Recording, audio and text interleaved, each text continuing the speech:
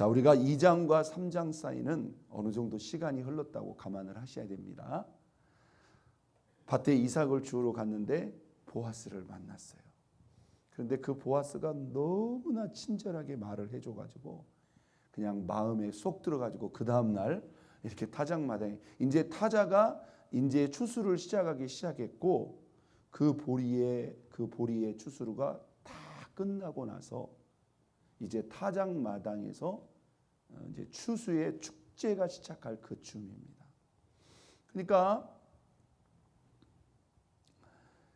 이 룻은 그 처음 어떤 밭에 가서 보니까 그 밭이 누구의 밭이에요? 바로 보아스의 밭이었던 거예요. 그리고 그때로부터 이 추수가 다 끝나기까지 룻은 어떻게 한 거예요? 매일매일 가서 그 보아스의 밭에 가서 매일매일 뭘 주워와요? 떨어진 그 이삭을 주워다가 이렇게 시어머니를 봉양하고 있었던 거예요. 여러분, 그 추수의 기가 다 끝나고 이제 추수의 축제가 시작될 쯤 오늘 시어머니 나오미가 누구를 불러요? 룻을 불러서 이렇게 말을 합니다. 자, 1절에 보니까 시어머니 나오미가 그에게 룻에게 이르되 내 딸아 내가 너를 위하여 안식할 곳을 구하여 너를 복되게 하여야 하지 않겠느냐. 이 말이 무슨 말일까요? 이제 우리식으로 말하면 이 며느리를 결혼을 시켜서 팔자를 고쳐주려고 하는 거죠. 평생 과부로 살게 해서는 안 되겠다 이렇게 볼 수도 있겠지만 사실 이것은 약간 다른 관점입니다. 그냥 단순한 결혼이 아니에요. 그러니까 이것은 나오미가 사실은 자부 룻을 위해서 하는 말이지만 룻이 이 시어머니의 말을 받는다는 것은 거꾸로 또한 누구를 위한 거예요? 시어머니 나오미뿐만이 아니라 자기 남편의 집안을 위한 일이에요. 여러분, 이 이스라엘에게는 사실 율법에서 보장하고 있는 아주 특별한 이런 제도 자체가 있었습니다. 지금 사실상 이 나오미의 집안은 거의 망한 집안이라고 말할 수도 있죠. 외적으로 말하면 아버지가 남편이 죽었고 두 아들이 다 죽어버렸으니까. 이스라엘의 이 제도 중에 이 고엘이라고 하는 제도, 기업 물을 제도라고 하는 그런 제도가 있어요. 근데 그냥 그 제도도 이제 여러 가지입니다. 이제 뭐 한 3-4가지를 우리가 볼 수 있는데 살다가 여러 가지 이유로 경제가 너무나 어려워요. 조상들에게 물려준 그 땅을 여러분 먹고 살 길이 없으니까 어떻게 합니까? 그 땅을 팔 수가 있다 이 말이에요. 또 땅을 팔았는데 그것도 이제 없어졌어요. 그러면 어떻게 돼요? 몸을 판단 말이에요. 그래서 종의 신분으로 내려가는 겁니다. 그리고 이렇게 자녀들을 결혼해가지고 정상적으로 자녀들을 낳고 죽어야 되는데 자녀를 낳지 못하고 죽는 경우가 있다 이 말이에요. 그러면 그 대가 끊어진단 말이에요. 자, 그럴 경우 어떻게 하냐면 누가 대신 그 사람의 기업을 대신 물어주는 거예요. 이 기업을 물은다는 게 뭐냐면 우리가 어떤 사람이 사고를 치면 뭐라고요? 이거 빨리 물어내라고 그러잖아요. 그 물어낸다는 게 그거예요. 갚아준다. 또는 뭐 대속한다. 이런 의미입니다. 손해가 발생을 했는데 이 손해를 누군가 대신 갚아주는 거예요. 그러니까 가장 가깝게는 누가 해야 될까요? 형제가 해야 되죠. 형제가 없으면 누가 해야 되는 거예요? 가장 가까운 친척이 해야 되는 거예요. 그런데 우리가 이렇게 봤을 때 아마 이 나오미의 형제 가운데 그의 남편 엘리멜렉도 형제라고 할 수 있는 사람도 돌아와서 보니 형제라고 할 수 있는 사람도 없었고 가까운 친척 중에 이 기업을 물을 만한 책임을 따질 수 있는 사람이 딱 2사람이 있었어요. 나중에 우리가 본문을 읽어보면 그 중에 가까운 사람이 한 사람. 이제 우리가 4장에 보면 그 사람의 이름은 그냥 아무개라고 나옵니다. 아무개. 그리고 2번째 기업을 물을 만한 자격이 있는 사람이 바로 누구였어요? 이 보아스였어요. 여러분, 그냥 우연히 이삭 주우러 갔는데 그 땅이 그 밭이 누구의 밭이었다? 보아스의 밭이었다. 그런데 이것은 반드시 순서적으로 들어가야 돼요. 첫 번째 책임이 있는 사람이 내가 기업을 물어주겠다. 여기서 기업을 물어주겠다는 것은요, 이것은 보통 사랑이 아니고서나 사실 형제간에도 쉬운 일이 아니에요. 여러분, 내 형제가 지금 땅과 집을 다 잃어버렸어요. 여러분이 여러분 돈으로 그 사람의 땅과 집을 사주는 거예요. 무슨 말씀인지 아시죠? 뭐 집은 그렇다 치지만 땅은 이게 50년 후가 되면 희연으로 그 사람에게 다시 되돌아옵니다. 그런데 50년이 되기까지는 뭐예요? 그냥 굶어 죽을 수도 있는 거 아니에요. 그러니까 그 희년이 되기 전에 가까운 형제나 친척이 대신 그 가격을 물어주고 되돌려 주는 거예요. 그러니까 이건 보통 마음을 먹지 않고서는 할 수가 없는 거죠. 형제라도 그렇지 않습니까? 혹은 이미 종의 신분이 되어버린 그 사람에게 그 종의 값을 대신 치르고 그 사람을 자유케 해주는 거예요. 또 하나, 자녀를 낳지 못하고 들어갔을 경우는 가까운 형제에게서부터 기업 물을 책임이 있는 사람이 대신 그 부인에게 들어가서 대신 자녀를 낳아준, 이걸 우리가 계대 결혼법이라는 게 있어요. 그런데 지금 이 룻의 가정, 보아스의 가정은 형제는 이미 없고 가까운 친척 중에 두 가정인데 지금 이 가정은 뭐예요? 아직 종은 되지는 않았어요. 그런데 이 땅이 있어요, 없어요? 땅이 하나도 없어요. 그러니까 지금 이 가정은 두 가지 문제를 해결해 줘야 됩니다. 어떻게 해야 돼요? 이 사람하고 기업 물을 권리를 행하겠다고 하면, 첫째, 나오미, 엘리멜렉 가정이 다 팔아버리고 떠났잖아요. 그죠? 이 사람들은 경우가 좀 다르죠.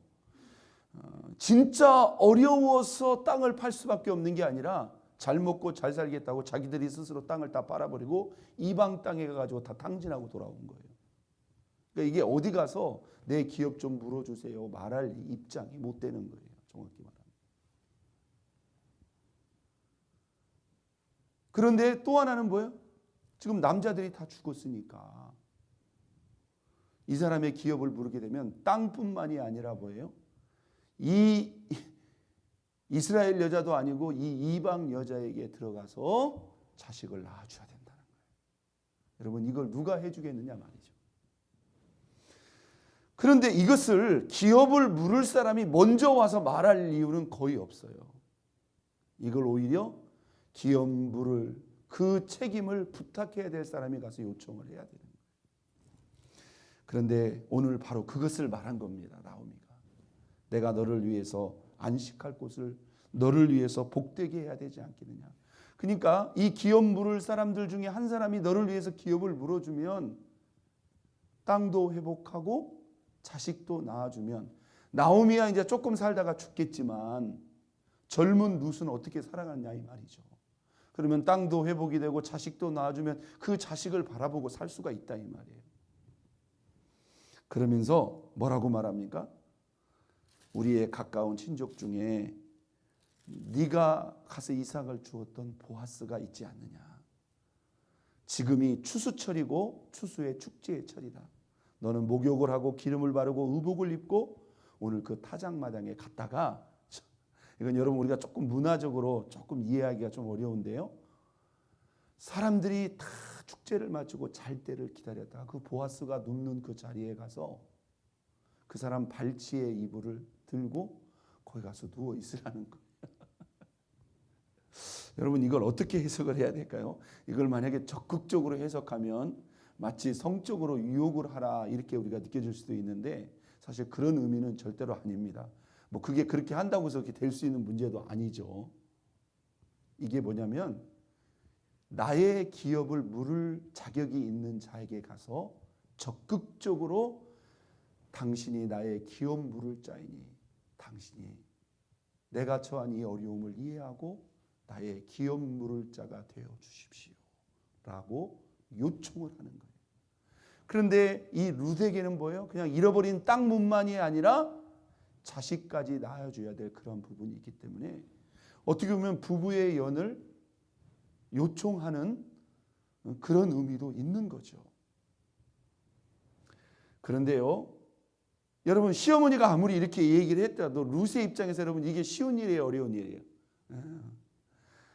여러분 갔다고 쳐요. 갔다고 쳤는데 화들짝 놀래가지고 당신 지금 이거 뭐 하는 짓이냐고 오히려 가지고 있었던 좋은 이미지까지도 깨질 수도 있는 거고, 예를 들어서 보아스가 마음이 준비가 될 수도 있지만 준비가 안 될 수도 있는 거 아니에요.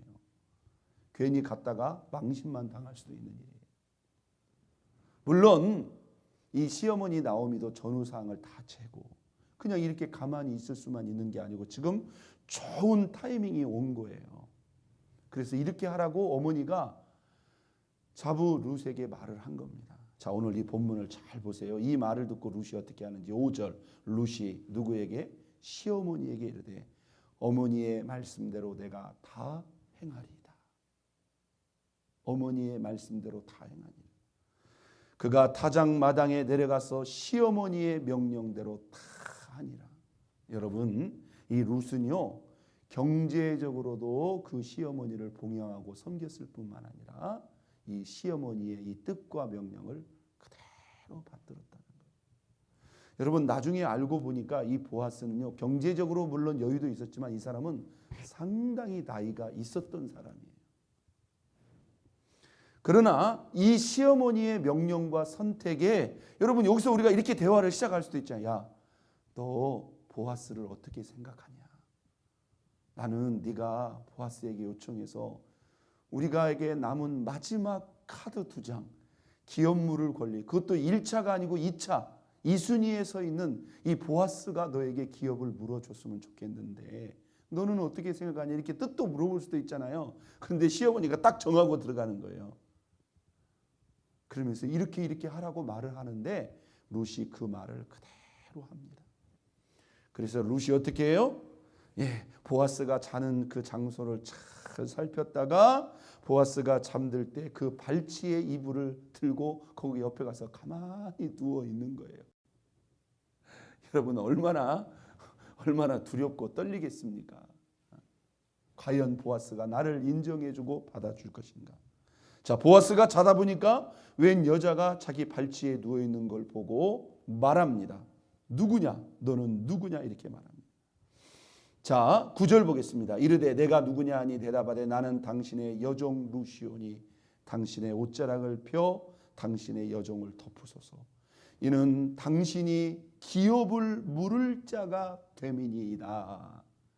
이 말을 상기시켜 주는 거예요. 이 말을 조금 더 적극적으로 해석하면 나는 당신이 우리 가정의 어려운 형편을 알고 당신이 나의 기업 물을 자가 되어줬으면 좋겠습니다. 당신이 나의 기업 물을 자가 되어주시지 않겠습니까? 라고 요청을 하는 거예요. 도움을 청하는 거예요.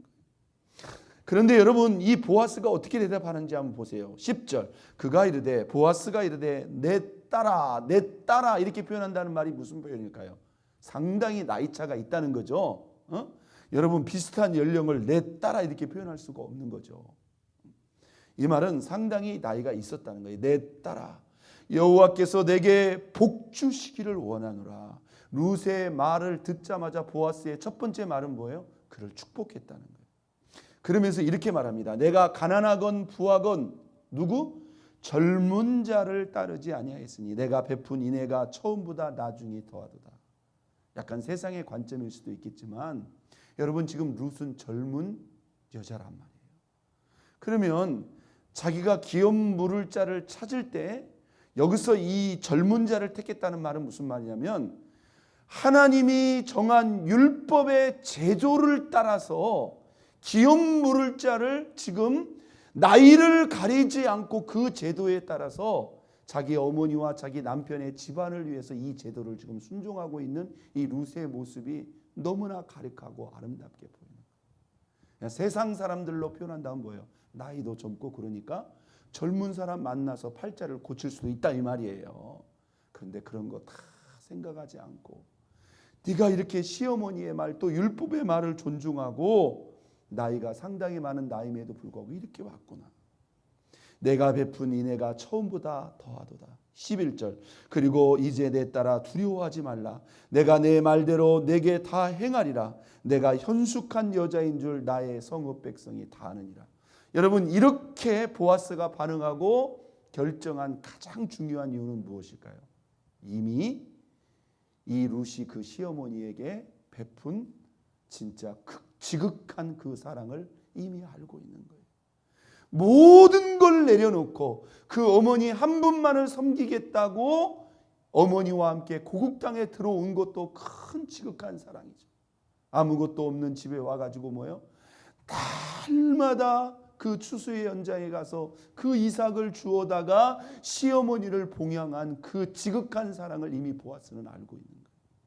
그러면서 전후장을 설명하죠. 내가 너의 기름 부음을 받을 자이나 나보다 더 앞선 사람이 있다. 내가 먼저 그 사람에게 뜻을 물어보고 그 사람이 만약에 그렇게 하지 않겠다면 내가 여호와의 살아계심을 두고 맹세하노니 내가 반드시 이 기업을 무르겠다라고 약속을 해줍니다. 그리고는 시어머니에게 빈손으로 가지 말라고 하면서 6대의 보리를 담아서 그에게 보내줍니다. 그의 뜻과 의지를 분명하게 밝히는 거죠. 여러분, 이 룻기의 이야기가 여러분 무엇을 말하는 줄 아세요? 하나님을 등지고 떠난 나오미가 완전히 모든 걸 다 잃어버립니다. 그러나 그가 하나님 한 분만을 다시 믿겠다는 뜻을 가지고 돌아올 때 하나님이 그의 삶을 다 회복시켜 줍니다. 여러분, 우리의 최고의 고엘이 누구인 줄 아세요? 바로 예수 그리스도를 여기서 보여주고 있는 겁니다. 인생이 하나님을 등지고 떠나서 하나님을 등지고 떠난 인생은 우리는 모든 걸 다 잃어버렸다 이 말이에요. 그런데요, 예수 그리스도가 저 십자가에 달려 죽으심으로 우리가 하나님이 지으신 그 인간으로서 받고 누릴 수 있는 모든 기업을 다 찾아주신 분이 누구예요? 예수 그리스도이십니다. 믿습니까? 그러니까 그 고엘의 은총, 하나님의 우리가 하나님께로부터 받을 수 있는 모든 영육간의 기업을 다시 다 되돌려 주신 분이 바로 누구예요? 예수 그리스도다. 여러분, 그것도 뭐예요? 우리가 원해야 된다는 거예요. 이런 제도가 있지만 여러분, 이 룻이 그게 부담스러워서 괜히 갔다가 망신만 당하면 어떻게 해요? 이렇게 하면서 아니면 진짜 세속적으로 나는 젊은 사람 만나서 팔자고 칠 거예요. 이렇게 나왔다면 이런 은총이 돌아오지 않겠죠. 여러분, 단순히 한 아이만 얻었을까요? 단순히 땅만 얻었을까요? 이 둘 사이에서 태어난 그 아이가 어떤 아이가 되는지 상상도 하지 못했다 이 말이에요. 여러분, 우리가 예수를 믿음으로 말미암는 구원의 은혜가 그 뒤에 얼마나 상상할 수 없는 은혜가 있다는 것을 우리는 깨달아야 됩니다.